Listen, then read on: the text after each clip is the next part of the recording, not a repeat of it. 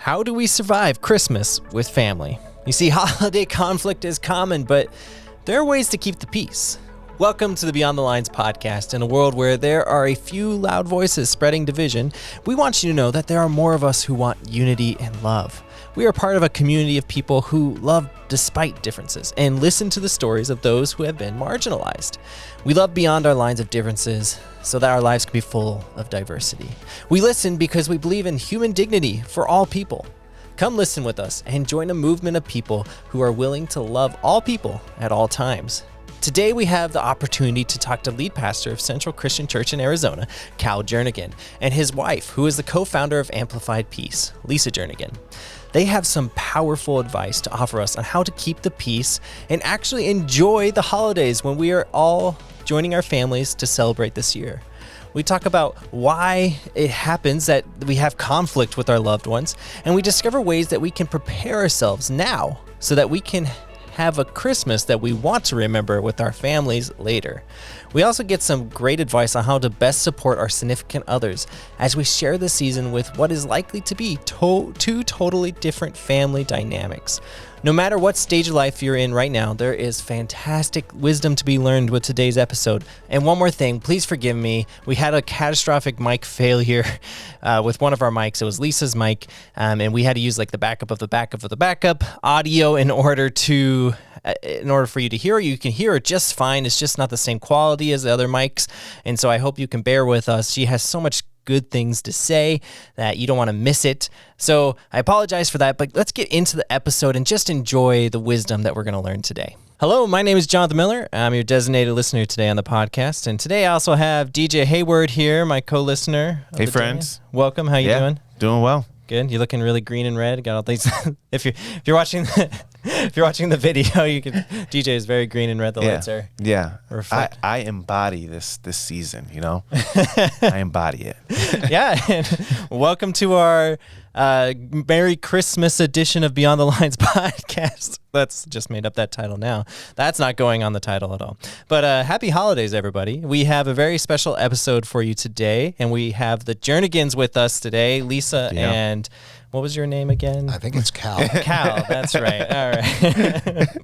We have Lisa and Cal in the studio with us today, and we're really excited about this podcast because we're going to be talking about something really important to the season, something that can really put a big drag on the season for a lot of us as we're going and visiting family back home. And what is that thing? It's conflict. You see, we this is one of those helpful topics because we're all traveling to visit our families this season. And if you're listening and you're like me, you love your family, but just because you share the same biology doesn't mean that you share the same perspective or the same stances on things. Yeah. You might be dreading crossing that threshold of your parents' house or your son's apartment or wherever you're traveling to, not because you don't love them, but you're worried about the conflict that might ensue, that might crop up. And the Jernigans are here to offer their advice on the topic, and I'm really excited about that. I'm excited for us all to have this conversation just to figure it out, because this is important. So let's get started with a little primer.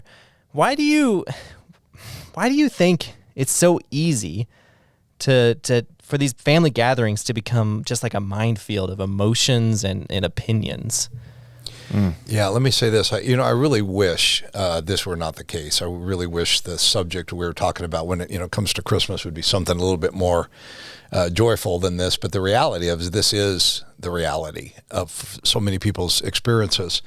And I think it's difficult because I think what happens in the dynamics of a family is that, you don't choose your family. Yeah, You're born into a family. And truth be known, and I know this from being a pastor for a lot of years, a lot of people would just go, I wouldn't choose this family. I wish I had that family. And maybe you even remember that as a kid, just growing up and looking down the street at whoever and just going, man, why?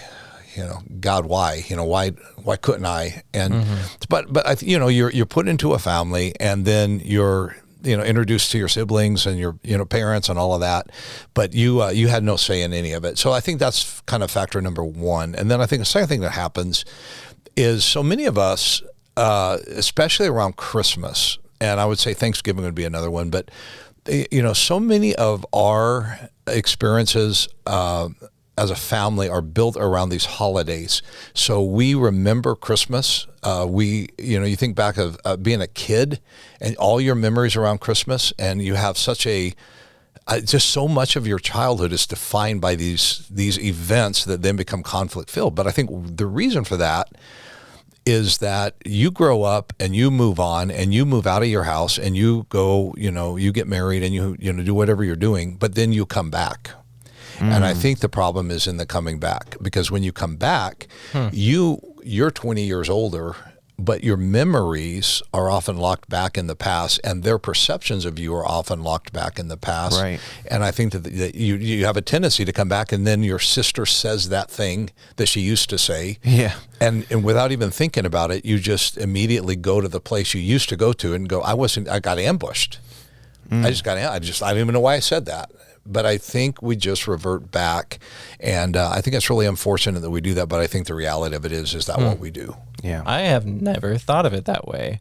That's a really good point. Like, I remember leaving my house when I was 17 to go to college, and I was really excited because now I can be my own person and make my own decisions and make my own mistakes and all that, and excited to be out of the house. And I never thought about that my perception of my house and my family, they were locked.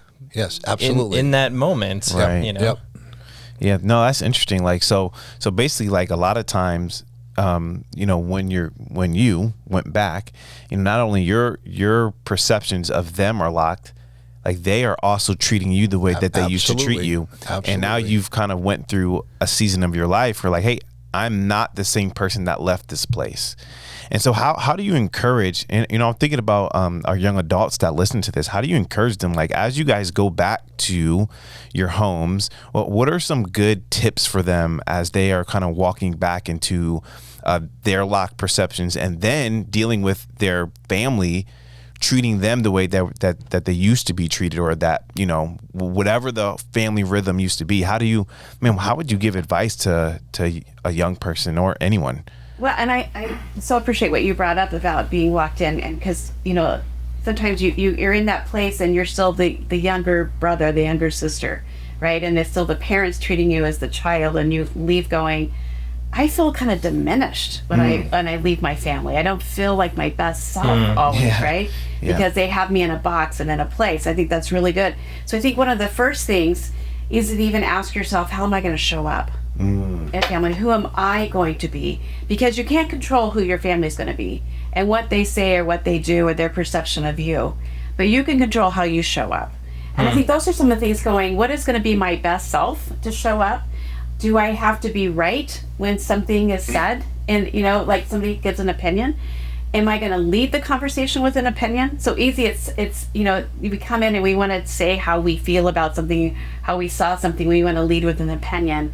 And when we do that, we have shut down conversation or open dialogue. We're setting the stage for a debate to happen, right? And we don't even realize it. So I think in some ways it's like, how do we set the table? Right. And, not just the food wise, but how are we setting the table for the relationships to flourish around there? And it doesn't mean we all have to hold the same political stance or faith or whatever the conversation, but how do we be advocates of unity, and even just subtle ways? And sometimes the best way is to just not say anything, to listen. Wow. And listening is such a key thing, I'm going to come in as a listener to my family. I think along the same line, when we talk about like what could I proactively do, I think proactively you make a decision before you get there of how you're going to show up, and meaning that I'm going to think through the triggers that could be pulled that I'm going to not fall for. I think about, you can proactively think through, what are the issues that are most likely to be volatile? Who's going to be there? What do I always tend to feel when I get around crazy cousin Eddie, or whatever. So you think about that. I also think it's important to think through, and even the fact that we're having this conversation, get there before you get there. Go there before you get there, and think it through. Because one of the, there's a couple of things that I think just intensify the problem. She mentioned, politics. So you take any number of issues And we certainly have seen this within the church that are divisive, that good people see things differently. Yeah. And, politics being the most obvious one, but there's all kinds of issues. The issues of vaccinations right now are huge. Climate change is huge. You can just go down a list. All of these are fodder. They're like bacteria in a petri dish, just waiting to be born and grow, and they just become huge and huge points of conflict. And so I think when you go there, before you go there, you just make your mind up about what I'm not going to fall into. I loved. I've shared this with Lisa. One of Brene Brown's books. She talks about the idea of write yourself a permission slip. Yeah, I think this is so profound. Write yourself a permission slip. By that, what I think she is saying that is so significant is I give myself permission to not feel the need to set the record straight, to not give my full opinion about, to not argue, to not feel the need to defend, because there are so many trigger points that, again, we blindly, it's like walking into a minefield. We step on it, it explodes. We go, why did I not? Because we didn't really think about it. We just blew into it. And I could just think about back when I was doing the same thing, like going to college and then coming back home and thinking about, there's time in our life where we have the things that our family taught us, our family of origin, and then we go experience something else. And hey, maybe that wasn't all the way right, or maybe I don't really believe that anymore. And then going back and having those things be the trigger. So I love that idea of hey, name those things. If you've been wrestling with something that came out of your family, hey, why don't you identify those things? And one, how do you show up in a mature way if that conversation needs to be had? Or how do you just let it go and just enjoy the time that you have with your family? So many of us, when we're growing up in our family of origin, we have no other context of how it ought to go than our family of origin. So if you're if you grew up in a functional home is norm. If you grew up in a dysfunctional home, dysfunction is norm. You don't know that, though, until you get away from it. Mm-hmm. And, when Lisa and I started dating many years ago, her home life was so different than mine, so much better. And I just learned a ton that I never had experienced just by being in her home with her family, because I just didn't know that. I didn't know that there was another way of being. And again, I'm not saying all negative about my home life, but it was very, very different. But you don't know that until you get away. But that's that growth. That's that perspective. But when you have that perspective, then you can proactively go on, I'm not gonna. Yeah. I don't want to enter into. I don't want to reopen old wounds. And battles that were fought that never were resolved in the past aren't going to get resolved because, hey, I'm 10 years older now. Right. So, and the other thing about the holidays is a lot of these family members we only see maybe once a year at the most, right? So it's the only time that we are all together having conversation. And so when we leave, how do we want to be remembered, basically? Yeah. And I think, to remind ourselves, it is about relationships, not the need to be right. Because it's so easy to fall into that trap. Is I want to convert them to my side, to see my side, or whatever it is. Which always works. It never works. It works every time. And so we want to be right, and so we'll argue until we feel like they've hurt us, and nobody ever changes anybody's mind that way. Mm-hmm. And so for a lot of us too, we may be the only Jesus follower Christian in the family, or one of few.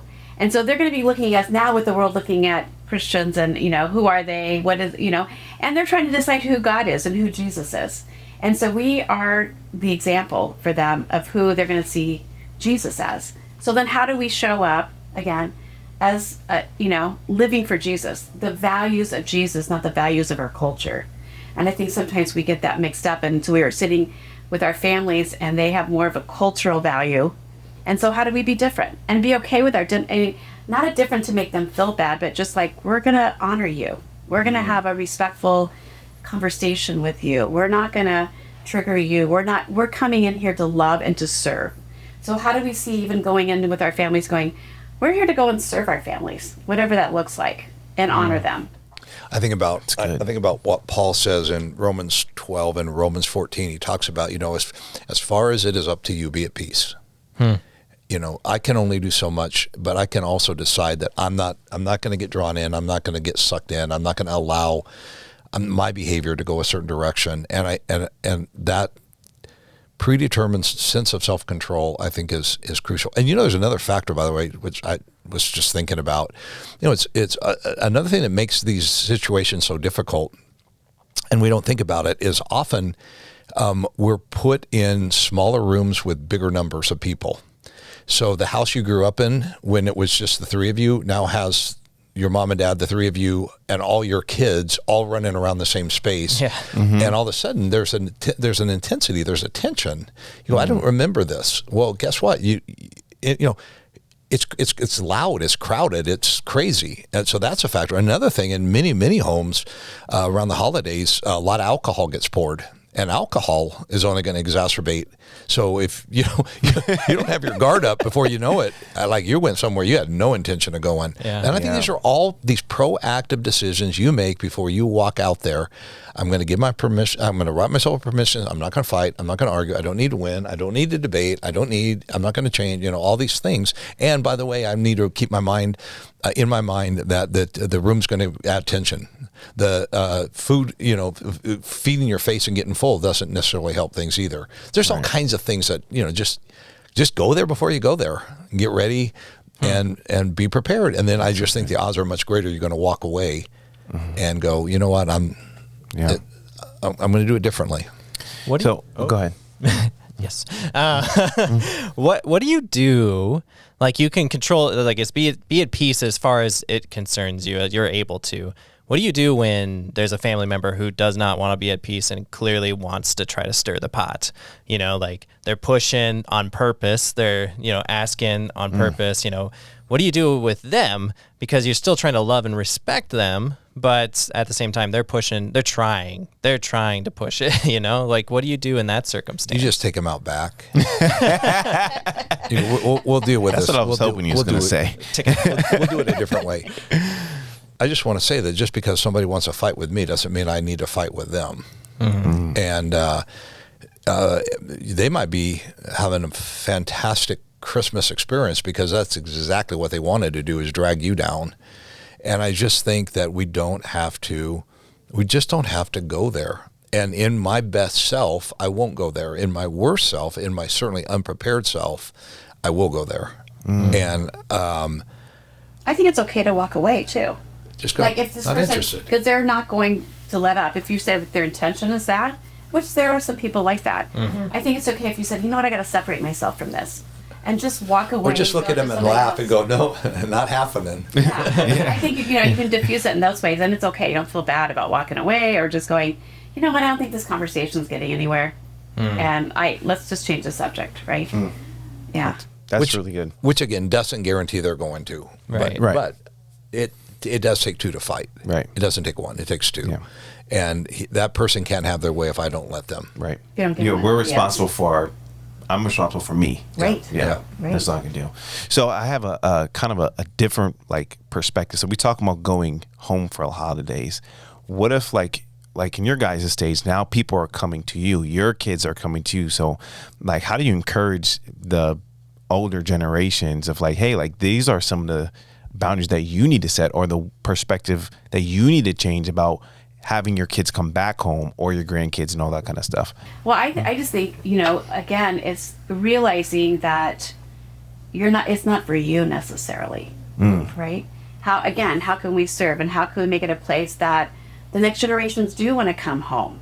Because I think so many times we want it done our way in the older generation, and we want them to adapt to us. We need to adapt to them and make it a home that they want to come home to. That's one of the things we always do, is we want our home to be a place our kids go, I want to go back, because I know I will, the love and acceptance, and it's not about us, what we need and our traditions. We've always done it this way, but learn to adapt and go, and not make it stressful on them. So one of the things we try to do is, our kids with other being married and in-laws and stuff, you do what you need to do with them, and then we'll adjust. And I'm not saying that in a great way, but it's I learned that from growing up. I don't want to put pressure on my kids. I don't want them to feel this, I don't want to be a burden that comes in the holidays, that thing. So if we need to do, we're going to do Thanksgiving on Friday together. If we need to do that, what's one day? It was adapt and make it where it's easier on them, especially, when they have kids. That's a stressful time that we can forget about because we're so past that. Yeah. But how do we make it easy on them as parents with little kids so they can enjoy it with all of us together? I like that. That's so Yeah, good. and that is That's something fantastic. so good. that I would say, Lisa, you're really good at, because it really does come down to, you go through eras and phases. You don't realize it in the moment, but we used to do Christmas this way, and then 2 more kids come along, and you realize how hard it is to do it that way. So then you just make a little tweak. We're going to do it this way, and then 3 more years later, you're doing it a different way. And I think the problem is too many of us who are parents / grandparents. If you don't, and she just addressed it, if you don't move out of the mentality that it's going to be my way, you're going to alienate your kids. Yeah. They're going to go, it's too hard to work around you. And they're going to distance themselves from you in a way, and you're going to wonder where they all go, versus, which again, I credit Lisa, she's so wonderful at this, but the idea of, what do we got to do? And again, I sit around and just, I literally, she knows this. I look at, just tell me what we're doing. Yeah. Because it changes all the time. Just tell me what we're doing. And it doesn't matter, because we are the most flexible of any of our family. We're far and away the most flexible in terms of ability to adapt. Yeah. And so we just work around it. And then we've also gone back and created our own traditions around their traditions. So, we used to, which again is more information than you need. We used to have all the kids over, they stay the night and wake up and do stuff. And then you go, there's too many. And, They don't want to do that. They want to be with their family. They want Right. they want to open their Christmas presents with their kids. And you go, okay, it's time for that tradition to take over, and it transforms. But just through the years, just being like, okay, we're for you, and we want the best. So just tell us what works Just have for your you. hands open. Yeah. Yeah. And I really create our own right. So we have our Christmas morning now together, just the 2 of us, which we hadn't done until the last several years, for years and years and years before kids. Wow. That's amazing. And it's fun because we have a couple of traditions that we do with the kids that they love to do it, and we try to do. So try to honor those.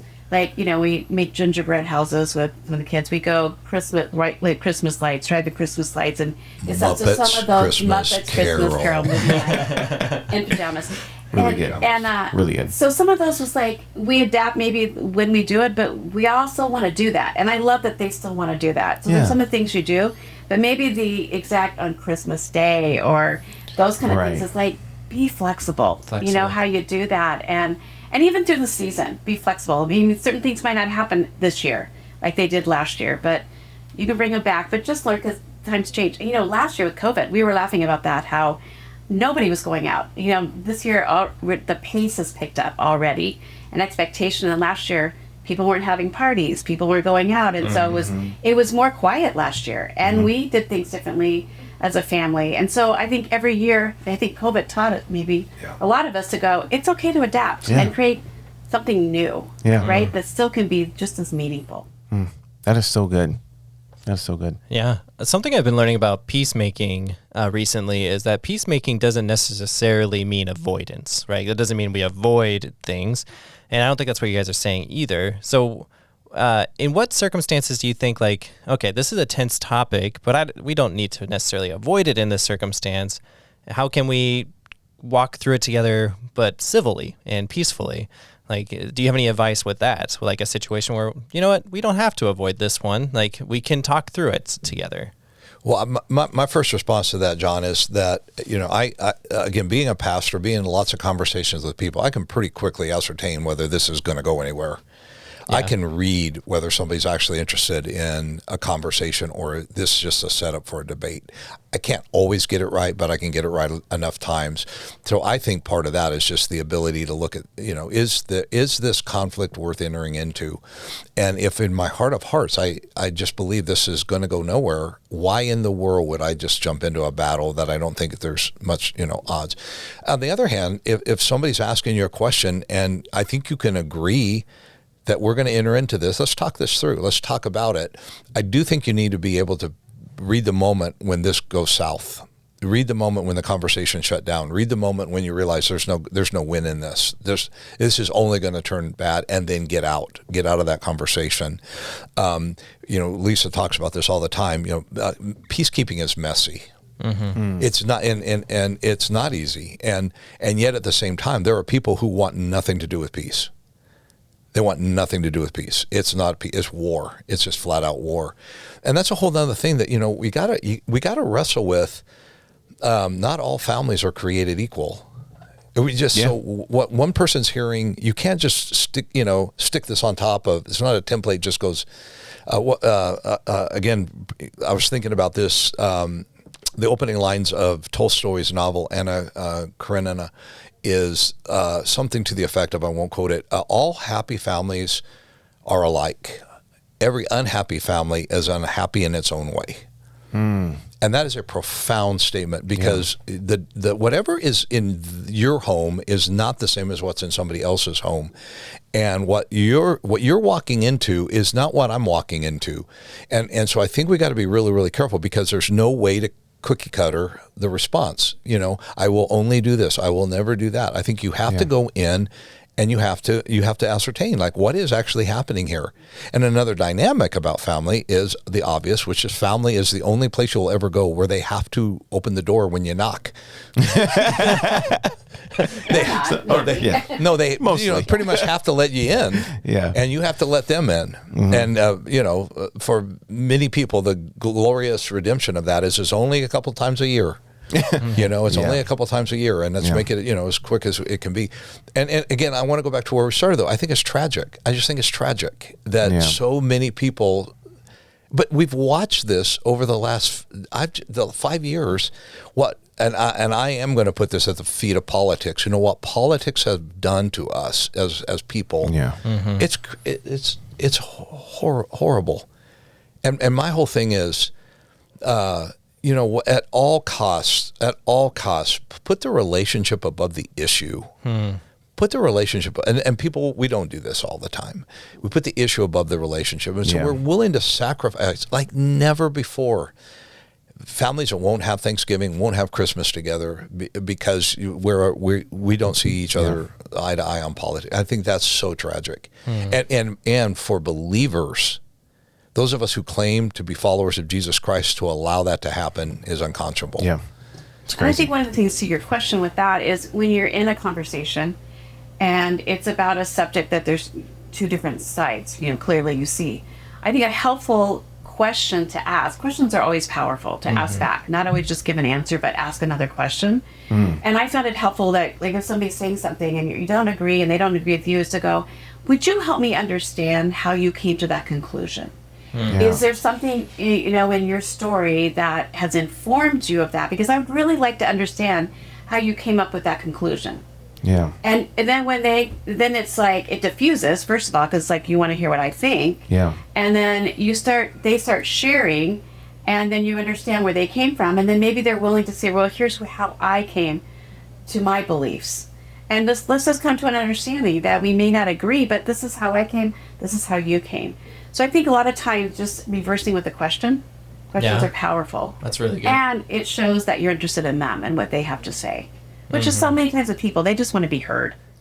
And this is a tangent, but the point she's making, I think, is totally, so often whenever we're given a chance to talk, what we want to talk about is ourselves. Yeah. And I want to tell you, I want to tell you. And people who want to always tell you what they think are some of the least interesting people you'll ever meet. People who are interesting are people who are interested. And to be interested means you've got to be willing to lean in, ask questions, process, hey, tell me more about that. I don't get that. And to what she just said, I think people do want to be heard. They want to know that you at least took the time to consider why I feel this way about, and then fill the blank in. Whatever the contentious issue is creating some tension. And just a willingness to go, I'm curious, why do you feel that way? But then you have to give them your attention. Because I think it's so quickly ask a question, and then you kind of look around, you look up, but go, okay, they're the most important thing right now. I'm going to give them my full attention. I'm going to give them eye contact. I'm going to sit and listen and create a safe space. I'm not going to argue anything they say. I'm just going to acknowledge I'm listening. And try your best, like, not to, when they're saying something, you're like, oh, I disagree with that so much. And try not to formulate something in your head where you're like, oh, the next answer, right? It's like, just listen, just be there, right? Absolutely. I think that's so powerful, and it's not necessarily easy either. You know, it doesn't just come naturally, but what a great practice field is your family to go practice listening, because they often don't have those same thoughts and opinions, but to listen is so powerful. And it, like you said, it lets them know that you care, lets you know that you actually do love them, and that you're there for them. And especially if you're able to follow up questions like, okay, so you believe this, and be able to repeat back in some form what they just said. That's a good way to also, by the way, to not be thinking of your next answer, is to be thinking of how to say what they're saying again to them. Yeah. That could be really helpful. Yeah, that's really good. I just love this idea, you know, like what you guys are hinting at, or like the theme of this so far has been like no matter where you are, no matter how you're coming into a situation, you have a responsibility in how you show up. So I love that. And if you're watching this on YouTube, man, put it in the comment section. How would you how are you going to show up this Christmas? And I think, man, we'd love to hear your guys' thoughts on that. Well, it's kind of a strange parallel, but in my mind, you know, I think about it. How do you drive? How do you drive? Number we one. know how you drive. Yeah. Number one. No, I'm dead serious. Number one, you can find out a lot about a person by watching how they drive. And when you drive, I don't have to be aggressive. I choose if I'm going to be aggressive. Mm-hmm. I don't have to get road rage. I choose whether I'm going to get into road rage. I don't have to cut anybody off. I don't have to be the first to go through an intersection. Those are all choices you make. Yeah. And if you parallel that, if you're going to end up with a whole bunch of tickets because you've got a whole lot of violations, because you crossed a whole bunch of lines you shouldn't have crossed. Well, those are all decisions you make. And we can joke about tickets. I don't have a lot of tickets. I really honestly don't. I don't have a lot of tickets. Yeah. I like laughing about this subject, but because I do drive fast, and okay, it's out there. It's not news. Okay, but again, I am responsible for that decision. So if I get a ticket, it's not her fault. It's my fault. It's and just I don't have to go fast. I can. But I think sometimes we feel like, look, there's one speed in my car. When I get to, I'm going home for Christmas. There's one speed. I'm speeding. I'm just going to get out of here as fast as I can. You're going to hit something. You're going to run over somebody. And you're going to go, I don't know what got over me. I guess kind of road rage. You chose that. And all I'm trying to say in this podcast is think out, well, how do you want it to end up? Imagine in your mind, what is a perfect win? I know I'm going to go into a family. I know it's going to be conflict oriented. I know it's going to be difficult. How do I want to exit? When this is over, how do I want to feel? How do I want to remember this night or day or whatever you're doing? Mm-hmm. And I think, again, think it through in advance and then work to that end. Yeah. I think that's such a good point, because we've talked about how so many times people make decisions and they're not thinking it through. The other side, and you're like, it's short-sighted. It's like, I'm just going to go do this. And they're realizing, when you do this, these are the results. And so I think that's such a good point. It's like, how do I want this to end? When it's all said and done, how do I want to be remembered from the family members? And how do I want to remember the experience? Yeah. And that will back into how I'm going to enter into it and how I'm going to be during it. That's so good, because I think often we do rehearse in our minds these arguments, but usually it's not with the end in mind. It's usually with like, I'm gonna take them out with this argument. Here's how I will respond, and I'm gonna, here's exactly why they're wrong. That's. I mean, I'm just speaking from personal experience. You seem a little worked up there, John. I'm just saying. This is just it's me. all coming into focus for me right now, John. I'm pathetic. Yes. I have this friend. I have this friend that has. Yeah. Exactly, and I do that. That's how I'll like. They don't even have to mention anything, and I'm already thinking of how I'll respond, because I'm like, I know that they believe this already, and so I'm like, I got to be ready. But I'm not thinking of the end goal of like, how do I want to be remembered after this? How do I, want my kids to see me interacting with this person? How, if that changes the whole scene. Like, how do I want? You know what? I want to end this peacefully.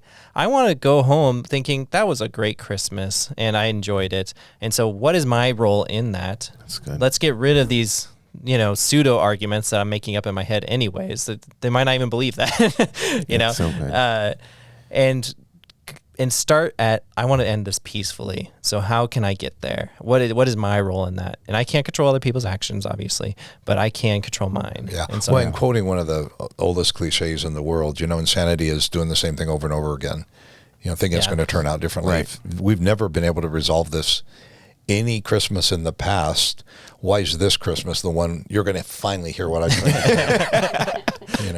2 decades so ago, now good. you finally got it. I finally got the got last point I needed. I looked finally it up. got I him. found it on Google. It's the right one. So, Yeah. no. Another dynamic is someone who's married couples, and that could bring a lot of tension. I'm going to in-laws' house and I'm being dragged to go there or whatever. Man, how have you guys, counseled people, or how have you yourselves navigated the marriage conflict that can happen because of the influences of the family? And that's a really good point, because we, like he said earlier, we came from 2 very different families with very different. I came from we have a lot of Christmas traditions and stuff, and he didn't really have any and everything. He's always been so great at honoring, like going, I want you to create a Christmas, and because he wants to, I want to create a Christmas he wants to. So I think we both go into it going, okay, what is important to you? We can have that conversation. What about it is important to you? What about it important to me? I had certain traditions that I just said, these are important to me. And he's like, then let's do them. And he had a couple of things that are important to him. Let's do them. So I think it's one of those things, let's merge, and then you create your own tradition out of blending traditions, right? That's good. That was really kind of sweet. And so then we have been able to form our own traditions together and how we do it. And I think just recognizing, if you can respect the other person and just asking them, what is important to you? Mm-hmm. And how can we make that happen? And they ask you, what is important to you? How do you make that happen? So you both, it's that giving, but you also, everybody has a win. So where's the win in it for everybody? Yeah. And what I would say is give and take, where if I understand the question you're asking, DJ, it's the idea of, I come from my family, she comes from her family, we have our family. So now we've got to navigate, when are we with my family? When are we with her family? When are we with our family? And I just think that it's give and take. It's a willingness to go show up as your best in a situation which is not your first choice. It's not my first. I wish we weren't doing. I wouldn't do it this way, but I have a wife I need to be considerate to. I have a husband I need to be whoever you are, and then just a willingness to go. This is a give and take. I can't take and take, and then wonder why there's nothing left here. I just think you got to be willing to go.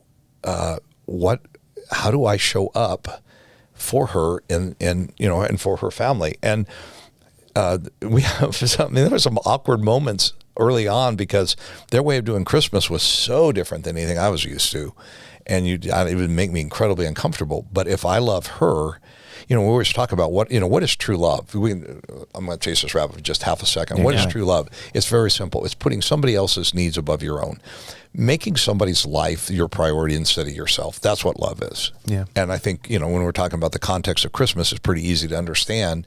That means it doesn't go my way.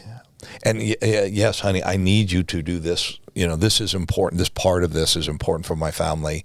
And then you also have to put boundaries and parameters around how much are you going to let your families dictate to you what you're going to do. Yeah, and talk about that. Yeah. And I think that there comes a point in time when you have to stand up as a man and, and just, I'm a man, so I'm speaking in that context.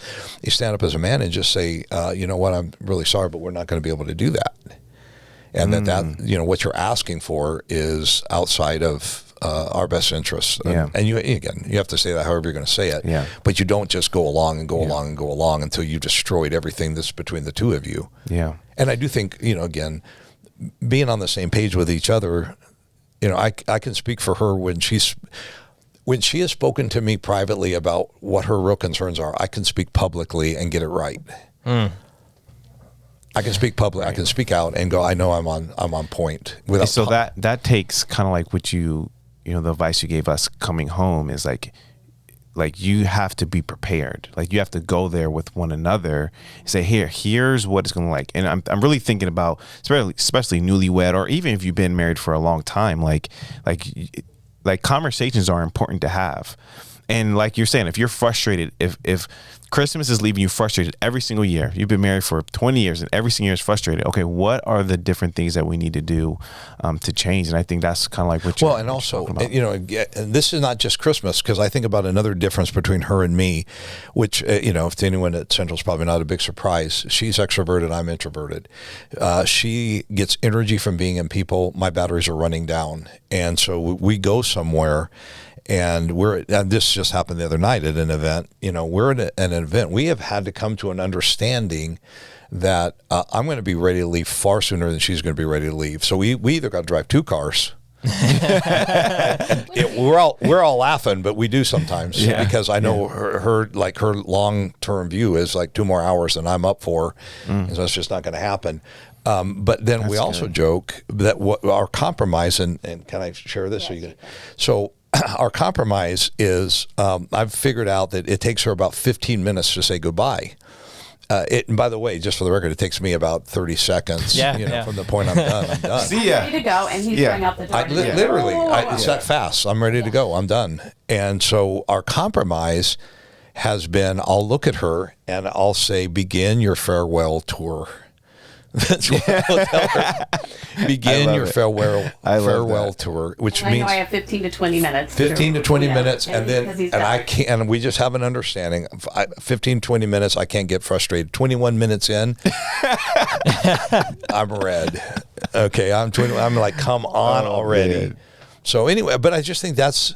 We've been married 44 years, so we've had a lot of practice, trying to figure things out. And how you figure this stuff out?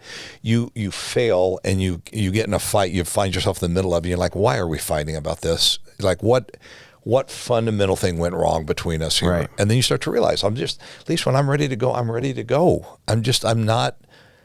Every minute after I'm ready to go, it just intensifies my anxiety of like, I got other things to do. Let's go already.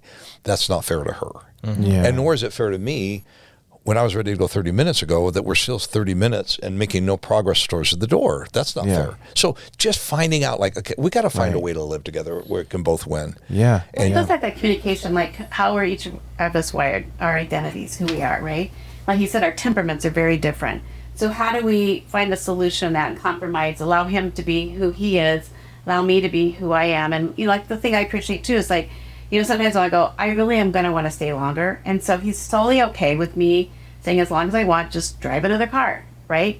And I didn't put the pressure on me to like, I want you to be home early. I want you to do this. It's like, you be you, but that doesn't mean I have to be there for 2 more hours, right? Yeah. And so I just appreciate that because he allows me to be me, and I allow him to be him and go, I don't have those expectations that you're going to be the life of the party for 2 more hours. And it works. But it takes time, like you said, to get to that understanding to go, who are you? Who's your best self? And who am I, my best self? And how do we allow each other to show up in that? And putting all this back in the context of your question, when you're going through your family and expectations are put on you, you have to learn how to communicate with each other so that I know how to support her, she knows how to support me, and I can articulate as I need to articulate accurately what we feel about something, not what I feel, what we feel about something, and then being clear in the communication of that. I will say, I've always felt like he has my best interest. Like he would stand up, like I'm first priority. I was first priority over his family. And when it came to those kind of things, like I will stand with you rather than this. And that makes all the difference. Yeah. I think that compromise is so good because even like how you're talking about true love, like putting your needs in front of others, like, going back to your, talking about traditions. And one of the things I try to encourage people is that there's things that I really loved to do when I was little. There were things that she really loved to do when I was little, but together, those just things don't work anymore. And it's okay for me to let those things go and let's do something new. And I just love that point that you made. It's like, it's okay. Like you're making something new together. Like what you've had in the past was incredible. Your family did a great job, but man, we get to do our own thing and we get to be that for our kids. And so I just love the idea, but that all takes what you're talking about, trial and error and communication and getting into a fight, but also following up and coming back and figuring out, okay, what is the root thing? Not that we're against each other, we're for each other. We want this time to be a great time. You want this season to be a great season. What are the things that we need to do together that make that possible? Because we have a choice in that. Well, and one thing I'd add to that is, sadly, a lot of relationships don't work out. They crash and burn. And I think it's real important that whenever you're trying to figure out how to deal with a problem, listen to the advice and the wisdom of somebody who's figured it out. Don't listen to your friends who have failed. And again, I'm just that's serious. But well, you know what I'd have said? You want me to say what you said that destroyed your marriage. That's what you think I should have said. Well, I don't want to say that. I want to say something that will actually heal, that will make it better. That's good. And I think it's real important. Sadly, there's so few mentors in marriage of people that there's far more need than there are people who are willing to open their lives and hearts and go, let me help you. Let me help you think through this. So even in this podcast, my hope is that if you're younger and you're hearing this, you'll understand the only reason we have no need to talk about this personally. Like, we're not going home to conflict. We've been there and we have figured out, how to navigate through it. And so our prayer is for you that you would trust us and like take some of this, take it to heart, process it and personalize it and figure out, what's real for you. But our motive, we're not going to face a lot of conflict at Christmas. Yeah. We did in the past. And but all these years later, we're still standing. We're still standing. Made it. And yet, And looking forward to it. Yeah, absolutely. That's good. Well, That's really good. I think that is a great way to end this episode. Thank you so much for being on the podcast today. I've so appreciated your wisdom and learning from you. I'm going to take away several things back home myself. So thank you for that. We're honored. honored to be asked to be here. Love you guys. Yeah, thank you. That was so good. Yeah, thank you for sharing. Yeah. Well, that is it for today. But before you go, please consider giving us a review on iTunes. We believe strongly in what we're doing here at Beyond the Lines and would love for people to join us in this movement of listeners. Yeah. So by giving us a review, you can be a part of that, and that would be awesome. Also, share this episode with even the whole podcast itself with your friends, especially if you think they need it. This is a great one to share because we're all going into Christmas, and conflict comes in all different shapes and sizes. So that is awesome. So we record here at Central Christian Church in Phoenix, Arizona. Our community here is pursuing the mantra of love beyond, which calls us to empathize with people who are different and build bridges of peace. If you're interested at all learning more about our church, check us out at centralaz.com. We have online services as well as a bunch of different locations in the Phoenix metro area if you're local. We'll see you at next time's episode of Beyond the Lines. Until then, start loving beyond your lines. Yeah, see ya.